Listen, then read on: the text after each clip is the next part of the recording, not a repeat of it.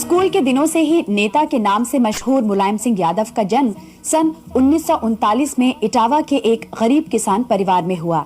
जब वो 7वीं कक्षा में पढ़ते थे तभी उन्हें सोशलिस्ट पार्टी के किसान आंदोलन में जेल जाना पड़ा। बाद में वो डॉक्टर राम मनोहर लोहिया के विचारों से प्रभावित हो समाजवादी बन गए। मुलायम सिंह को बचपन में कुश्ती का भी शौक था। वो 1959 में आगरा मंडल के कुश्ती के चैंपियन बने। 1967 में उन्हें संयुक्त सोशलिस्ट पार्टी के टिकट पर चुनाव लड़ने का मौका मिला और 28 साल की उम्र में सबसे युवा सदस्य के रूप में वो यूपी असेंबली में पहुंचे। सन 1974 में मुलायम सिंह चौधरी चरण सिंह की पार्टी भारतीय लोक दल में शामिल हो गए। 1975 में इमरजेंसी के दौरान वो 19 महीने जेल में रहे। 1977 में जनता पार्टी के टिकट पर चुनाव जीतकर फिर असेंबली में आए, लेकिन 1980 का असेंबली इलेक्शन वो हार गए। बाद में वो विधान परिषद में विपक्ष के नेता बन गए। सन 1989 में मुलायम सिंह पहली बार उत्तर प्रदेश के मुख्यमंत्री चंद्रशेखर के प्रधानमंत्री बनने पर जनता दल छोड़कर वो समाजवादी जनता पार्टी में चले गए, लेकिन सन 1991 के चुनाव में हार के कारण उन्हें चीफ मिनिस्टरशिप से त्यागपत्र देना पड़ा। सन 1992 में उन्होंने समाजवादी जनता पार्टी भी छोड़ दी और समाजवादी पार्टी का गठन किया। सन 1993 के असेंबली इलेक्शन में मुलायम ने बहुजन समाज पार्टी के साथ गठबंधन कर लिया। चुनाव परिणाम समाजवादी पार्टी बहुजन समाज पार्टी गठबंधन के पक्ष में रहे। लिहाजा 4 दिसंबर 1993 को मुलायम सिंह यादव एक बार फिर उत्तर प्रदेश के मुख्यमंत्री बने, लेकिन धीरे धीरे कांशीराम से उनके रिश्ते बिगड़ने लगे और मुलायम सिंह की सरकार गिरवाकर कांशीराम ने 3 जून को बीजेपी के सपोर्ट से मायावती को मुख्यमंत्री बनवा दिया।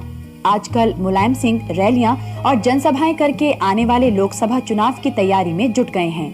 मुलायम सिंह जी सुना पहलवान थे और कुश्ती लड़ा करते थे। ये कुश्ती लड़ते लड़ते फिर राजनीति में कहां से आ गए?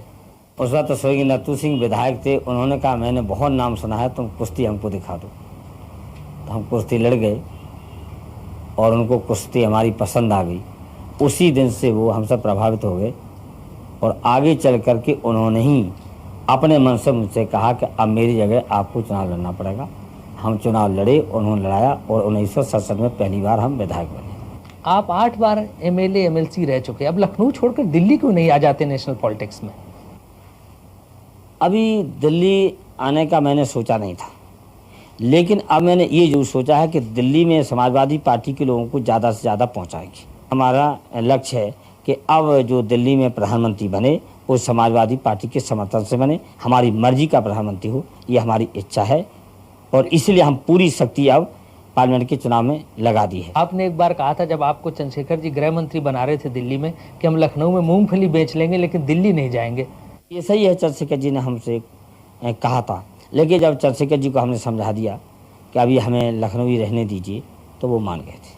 अच्छा, आप अपनी पार्टी को गरीबों की पार्टी कहते हैं, लेकिन आपका जो दफ्तर है लखनऊ में 5 स्टार होटल जैसा लगता है। अब समाजवाद के माने ये तो नहीं कि गंदगी रखना चाहिए, तो अगर साफ़ सुथरा बना दिया है दफ्तर तो क्या हम उसमें बैठेंगे? वहाँ तो गरीबी लोग आएंगे, तो गरीबों को भी कभी कभी अच्छी इमारत अगर मिल जाए तो क्या बुरा है।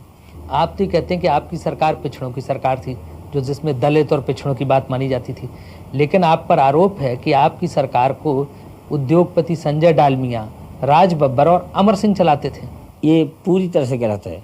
जहाँ तक कि संजय डालमिया का सवाल है, वो हमारी पार्टी के कोषाध्यक्ष भी हैं, राष्ट्रीय पार्टी के, समाजवादी पार्टी के राज्यसभा के सदस्य भी हैं, लेकिन उन्होंने सरकार चलाने में कोई कहीं दखल नहीं दिया। जहाँ तक दूसरा आपने नाम लिया है राज बब्बर का, उन्होंने बेहतर समाजवादी पार्टी को समझा और समाजवादी पार्टी में शामिल हो गए और राज्यसभा के मेंबर भी हैं, तो स्वाभाविक है वो तो हमारी पार्टी के साथियों में से हैं, लेकिन उन्होंने भी सरकार में दखल